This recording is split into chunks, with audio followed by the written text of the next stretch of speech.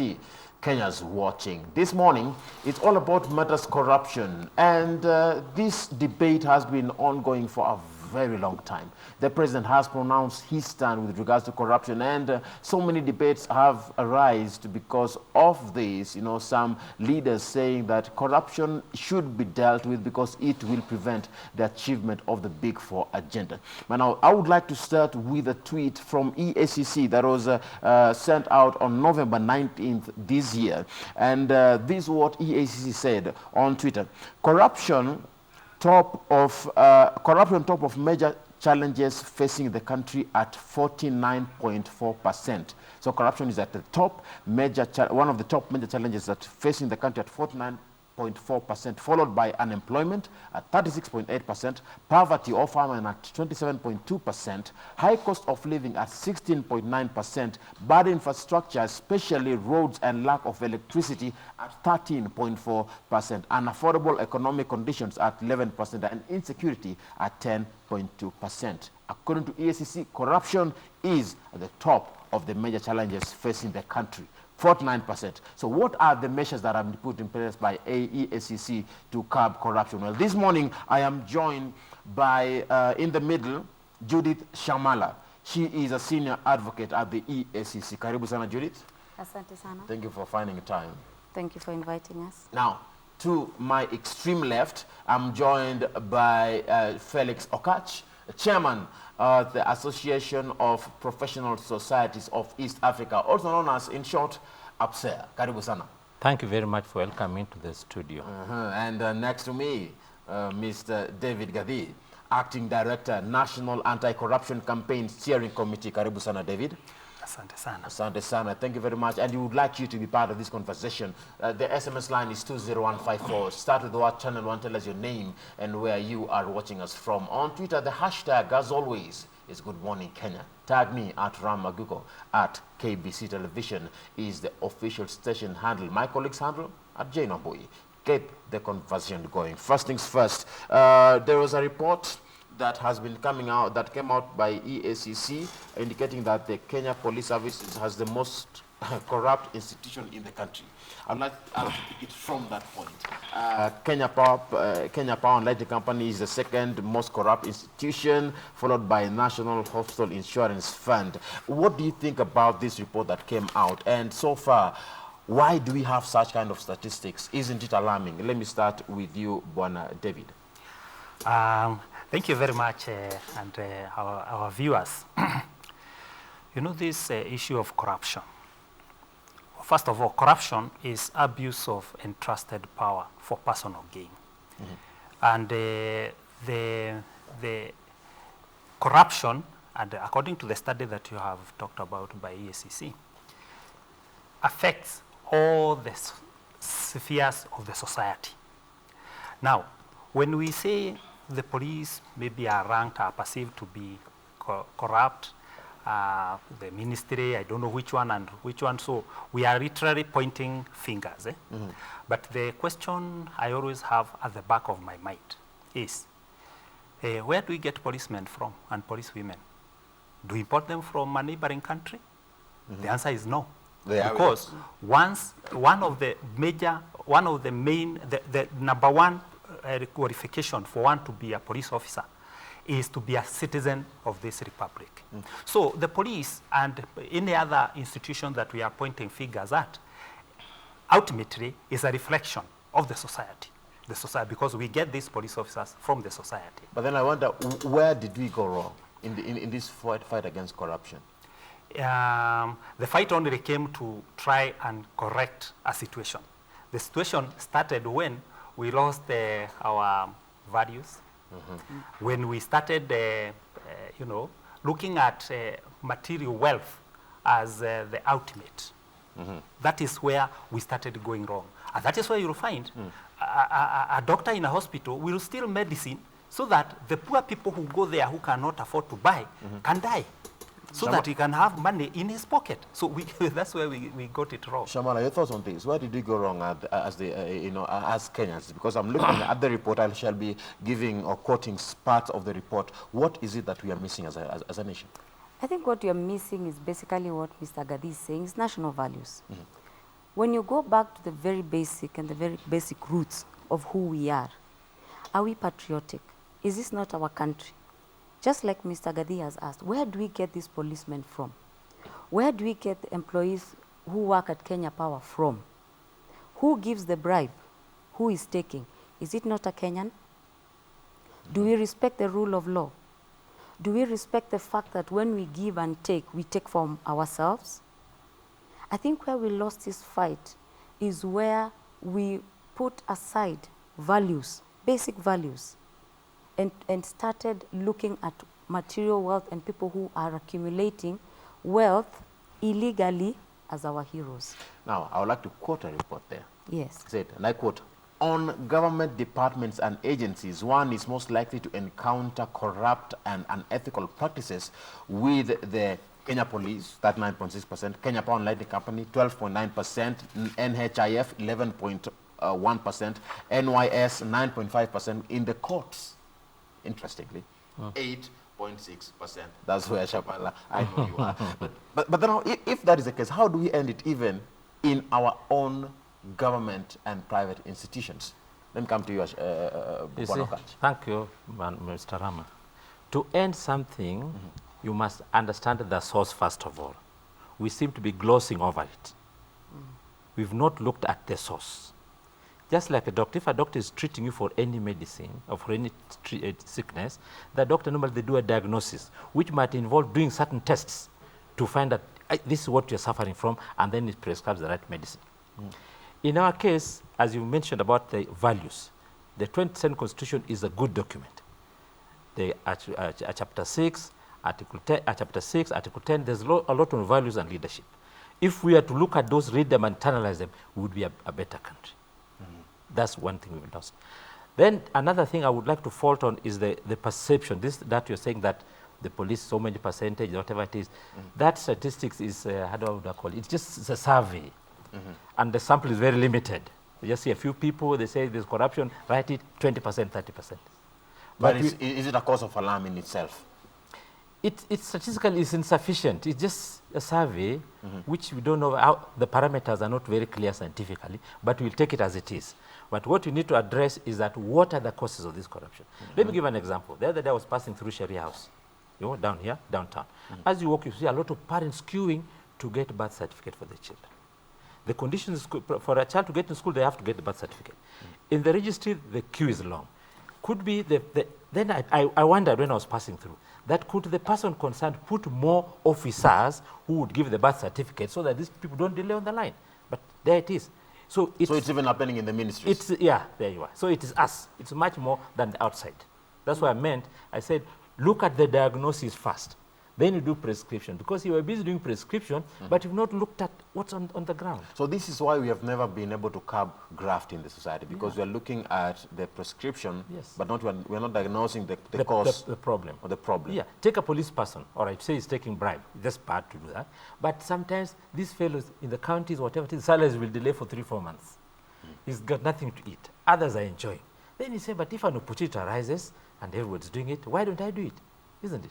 But it is us to change it from the start. But if we don't, we'll just be glossing and year in, year out. Do you agree with what he's saying, Shamala? I'm seeing at the courts, you are a senior, advocate. You are a senior attorney at the EACC. Yes. If the court has 8.6%, yes, does it worry you? Of course it worries me. Of course it worries me, because access to justice is a very important and very key basic right in this country. So if somebody must go to court and bribe to get justice, then that is very disturbing. It is actually a huge cause of alarm. But I partly agree with what Mr. Felix is saying, but I partly disagree. Yes, we have corruption in the ministries. But again, I tend to think that we also must look at ourselves. You will find those forms are there. The structures are there. But what do? They cause an emergency. First of all, I think as Kenyans we need to own up. We are last-minute people. So when you're told to get a birth certificate, what do? You sit and wait until the last 2 days. We have what you call rotten apples. You will never miss them in a basket, isn't it? So they also take advantage of your delay. So we are causing... We are causing a situation for someone to take advantage. When you sit and wait, a good example is what happened to the passports, isn't it? When we were transitioning, we were given a deadline. What did we all do as Kenyans? We sat and waited until a week too. So what do? You create an emergency. You give somebody an opportunity to actually ask for a bribe. Why? Because you don't want to queue. Shouldn't it be across the table?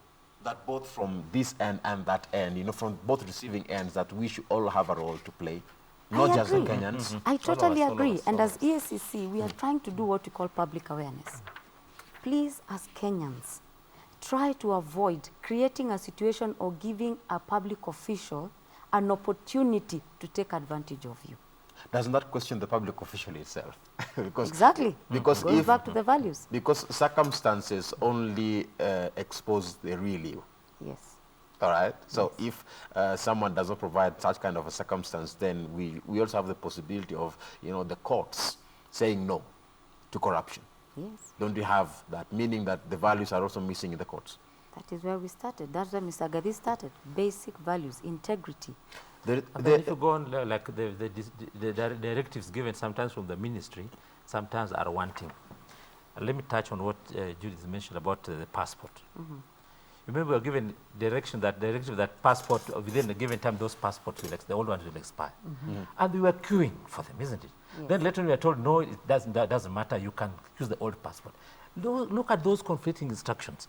It's creating corruption downstream without the fellow giving instruction knowing.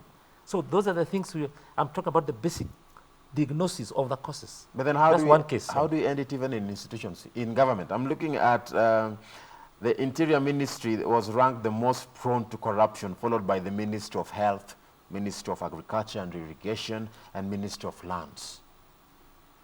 I think to begin with, those ministries that are mentioned in that study, they are ministries that interact with the members of the public literally on a daily basis. Could be even on a minute-by-minute basis.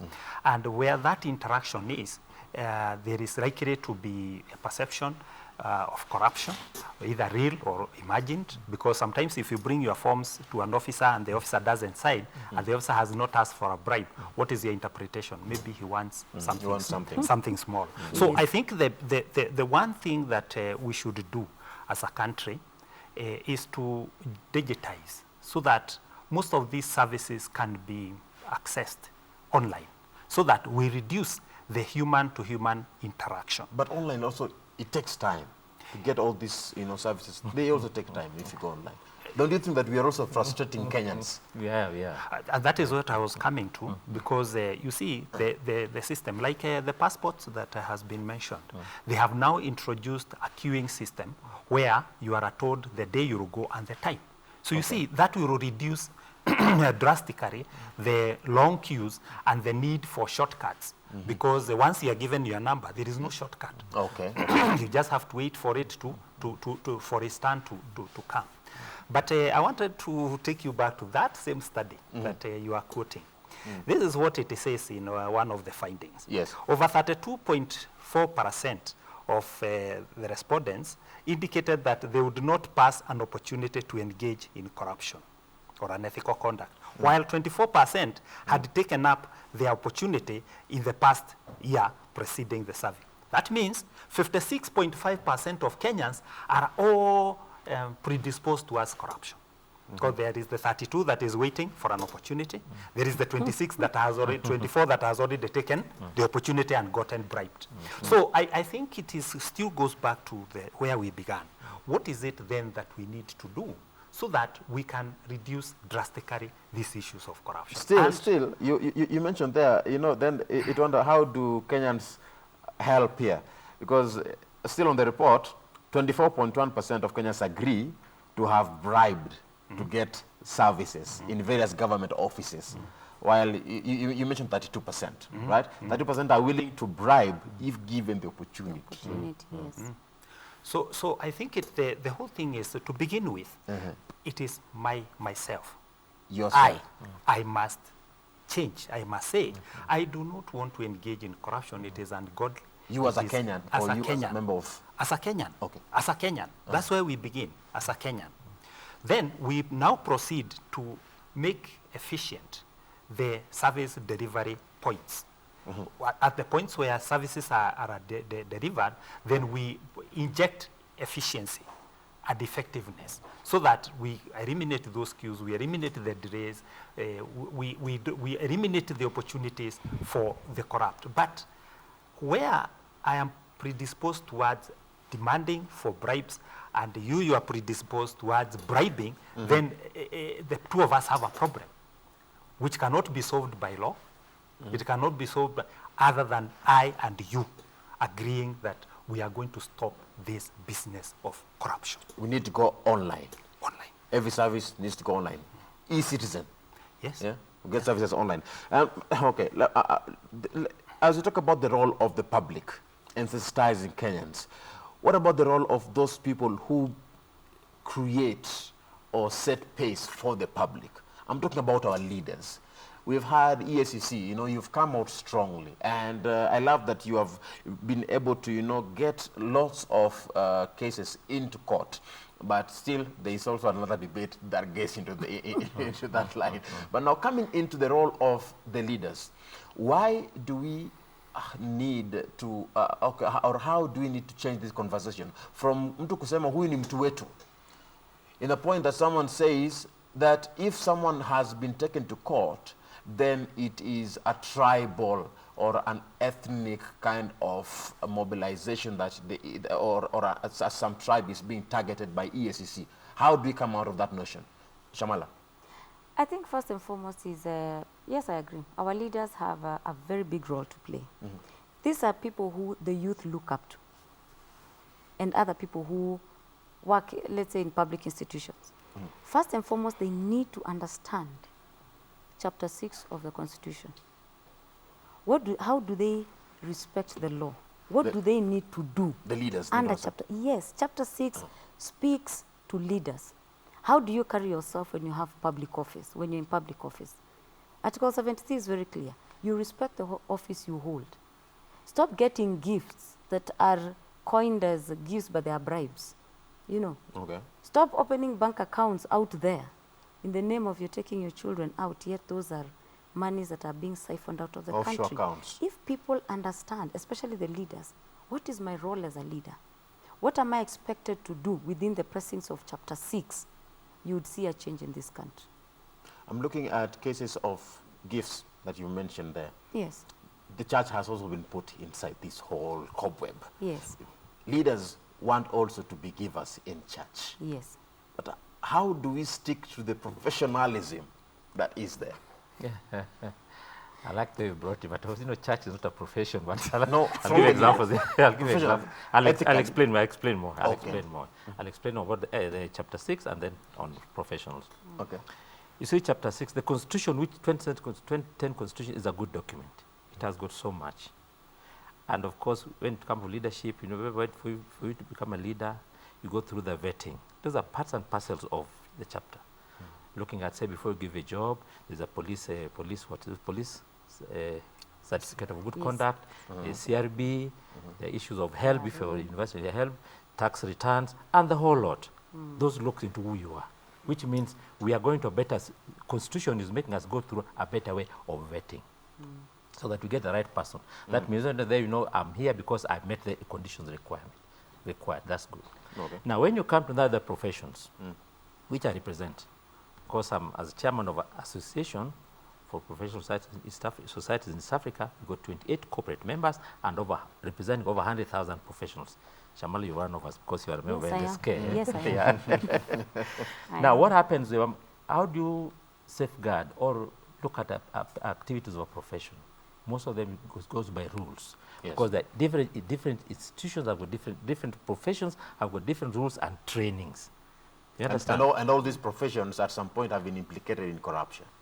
It's the perception you're saying. I don't know. It's a perception. Yeah, perception. It's not fact. Because they're mainly involved in all the activities. For example, if a doctor comes and charges you so much for consultancy, 3,000 or 4,000, minimum was a given amount, you complain that this guy is corrupt, but because of what he's gone through over time, that's what the market is charging, by LSK is the regulation, as surveyors there are regulations which determine what they charge. But the perception of the public is that it's too much money.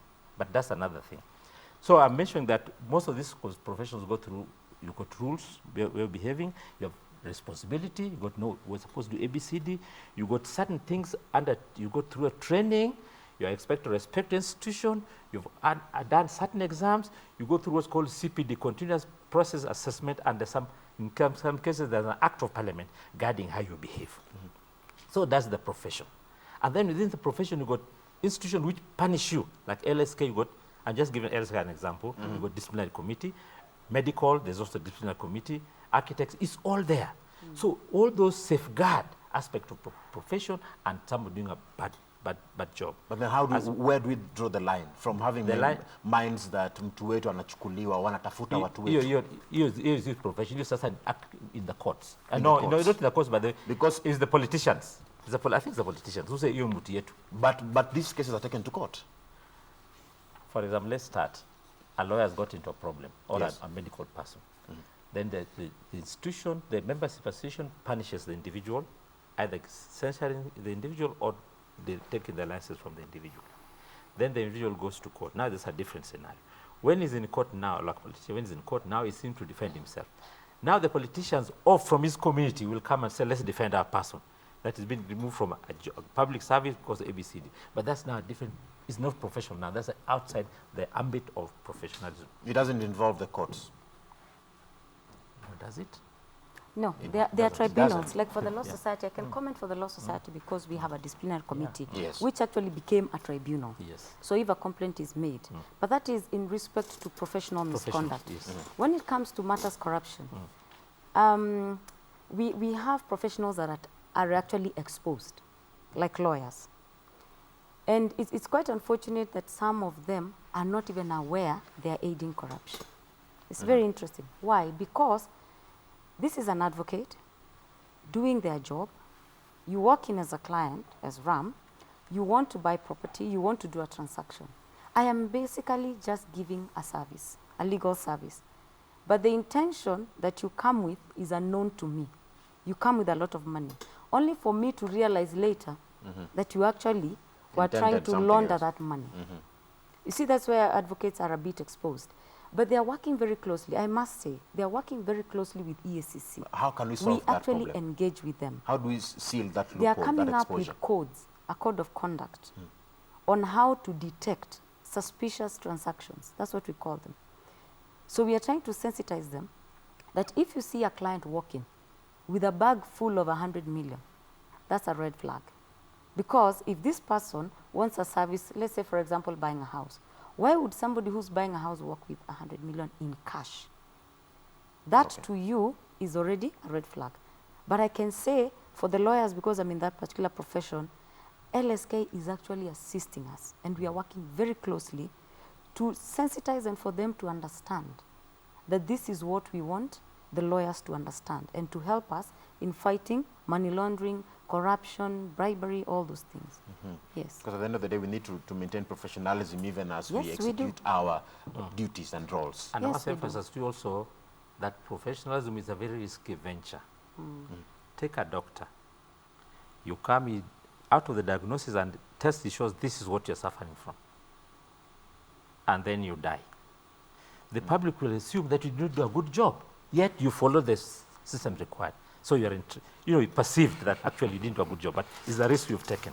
All right. I think, Ram, before you lose the issue of leadership, because you have consistently asked about the leadership. I think what we need as a country is to focus on leaders of integrity. So that I am not accused of having maybe misappropriated public funds in one institution. Then I'm running back home and offer myself to be elected either as an MCA or a member of parliament or a governor and so on. So I think what we need, and I think this one, we have to place it where it should be, and this is with the voters. The voter is me and you. That the leaders that we should elect should be leaders of integrity. Leaders who have a track record in fighting corruption. So that, because the reverse of it is also true. If I'm involved in corruption, I will steal money, I will come and bribe all the voters, then the voters will elect me. What will be the first thing I do when I get into leadership position? Recoup my money. Through what? Corruption. And you said quite an interesting thing, because mid this year, we had a parliamentary committee that had questioned the acquisition of Integrity Center for 1.5 billion shillings. When the billion was valued at 400 million just 3 years ago. So there's a lot of cobwebs here, but we shall revisit this. I think we can look at the positive of that. Okay. The level of awareness in this country is so high that everybody will literally be looking at whether what you are doing is corruption. Okay. That is one. Two, they will face you and tell you, Ram or Ogadi, this is corruption. What you are doing now is corruption. Because through this, are they not targeting EACC? No. I'm just saying, okay. I'm saying, I'm looking at the positive of the exposure. The exposure. Whether it's an exposure or not, that's now beside the point. The point is, a Kenyan can look at you and tell you this is corruption. Recall there are times we would call corruption harambe, chai, and those kind of things. Now, Kenyan will look at you on the face and tell you, this is corruption.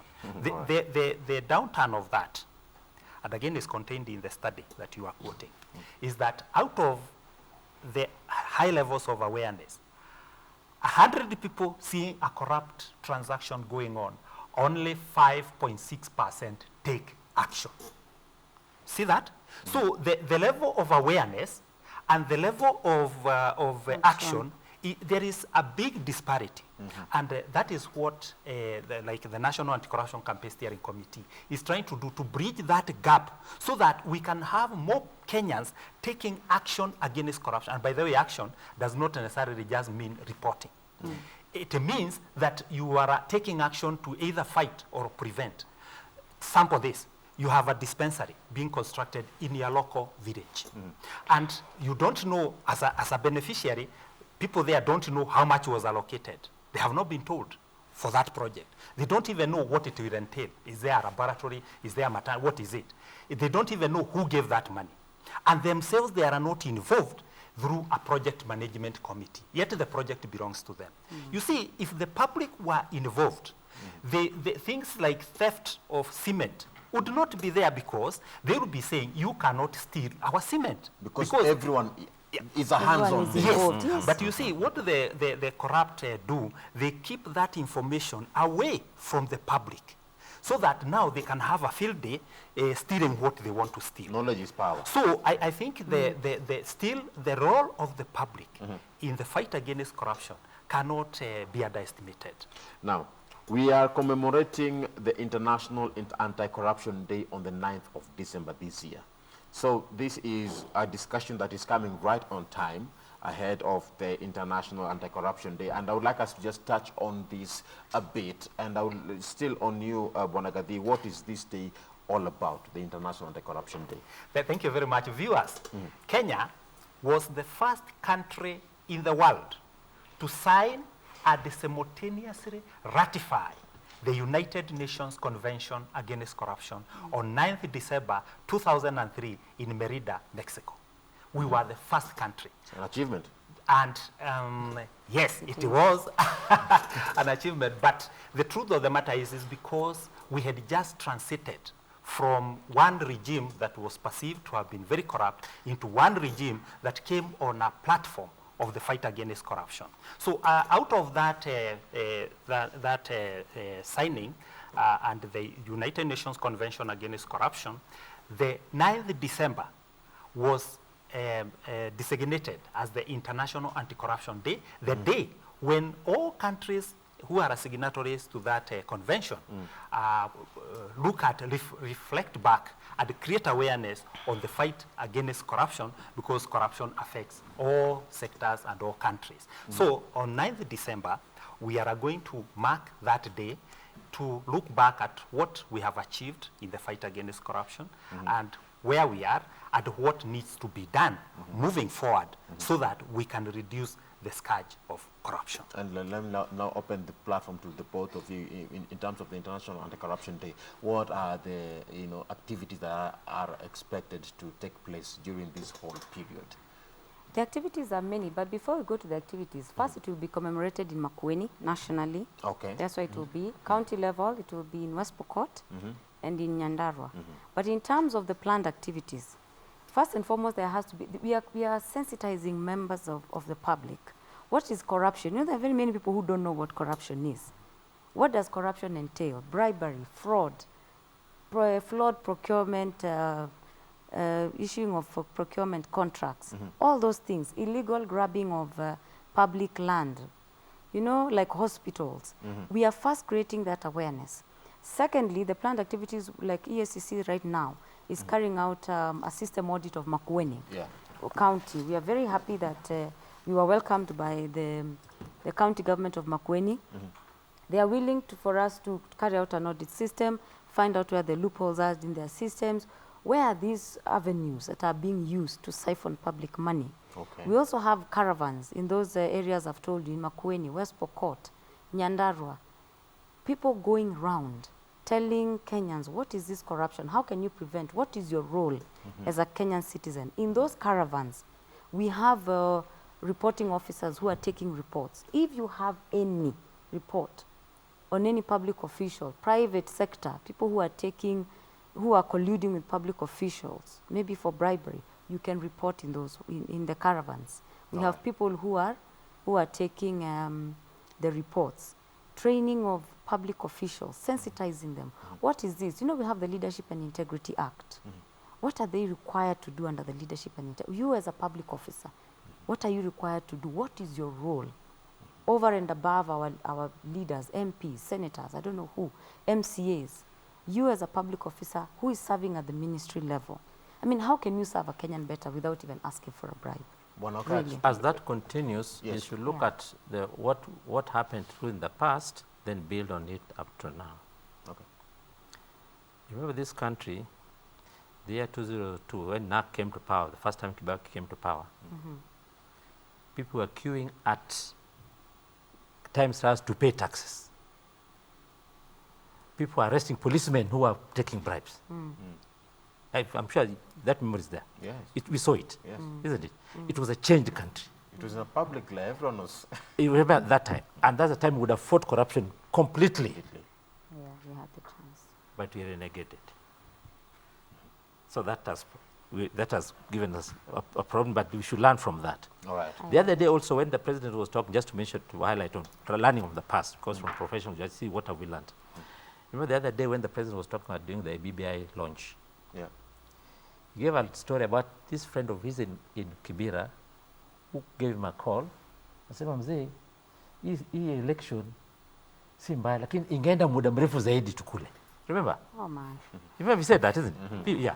That shows our society there's something. So based on all that, the activities going on and EACC, we should see how to bring the country forward. You've reminded me of the BBI report that talks about whistleblowers of corruption scandals, that they should be given 5% of the recovered loot if the proposals of the BBI are adopted. I don't know what your thoughts are on that, but now back to the anti-corruption campaign. What are the stakeholders that are involved in this? Now, I think to begin with, the way the fight against corruption in Kenya is structured, first of all, the fight is in 3 strands. Enforcement of the law. We have the prevention, which EACC does very well, and we have the awareness and education. Now, to drive this fight against corruption, we have the Kenya Leadership and Integrity Forum, which is a forum that brings together all the stakeholders in the fight against corruption. Okay. I can say for now we have about 20 sectors currently. UPSEA is one of the sectors, religious sector, and so on and so on. All the sectors, 20 of them, are involved in the fight against corruption, and will be participating in the International Anti-Corruption Day on 9th of December. So because each sector has a role to play, and it is no one sector can fight and eliminate corruption in Kenya. It will have to be a concerted effort between all the sectors that are involved in the fight against corruption. So make sure that as a Kenyan, you show up, turn up in numbers, because we'll be having the national event held in Makueni County. We'll be having the regional event held in Nyandarua County and West Pokot County. Remember, it's all about the International Anti-Corruption Day on the 9th of December. We shall be, so many activities will be taking place all the way, started from 2nd, it will be going all the way till that day. But now, just to read one, just to sample a few comments from our viewers. Hello, I'm watching, but corruption is a product of failure of leadership and quick wealth. Bunge la Wazalendo Tabu Charles anasema hivyo. That I'm watching, corruption is a product of failure of leadership and quick wealth. All right, so keep texting, keep tweeting. Just to sample one more tweet as we bring this discussion to a close. We have Advice Mudalo is saying, since the inception, what have they done concerning ethics? All right, so I would like to give you just to have a final word concerning these issues about corruption. What is the way forward for Kenyans? Even as you respond to the comments that have been given by our viewers, giving you a final word. Let me start with ethics. When you talk of a professional, you go through conduct. Each society has got what's called their code of ethics. A doctor, how is supposed to behave. A lawyer, how is supposed to behave. A veterinary engineer, how is supposed to behave. You've got code of conduct and ethics. And that's very important. That's how you safeguard your profession and also fight corruption. All right. Final word, Shamala. My final word is in terms of ethics. As a country, we realized under the new constitution that really we needed to regulate how our state officers and our public officers behave and carry themselves in office. And that is why we have the Chapter 6, which gave birth to the Leadership and Integrity Act. Now that is where the code of all public officers and state officers lies. So if I would urge Kenyans to actually look at that act if you can. Okay. So that you understand what is the code of the leaders that you have. Thank you very much. Bonagavi, final word, 30 seconds. I would only urge Kenyans that the fight against corruption will not be won by leaving it to institutions. All right. The citizen must get engaged, and not only to fight, but also to prevent, because prevention is better than cure. Let us all get involved in the management of the public affairs. Let us not leave it to the leaders, because they may get corrupt. Thank you very much. That is Bwana David Gathi, Acting Director, National Anti-Corruption Campaign Steering Committee. Thank you very much.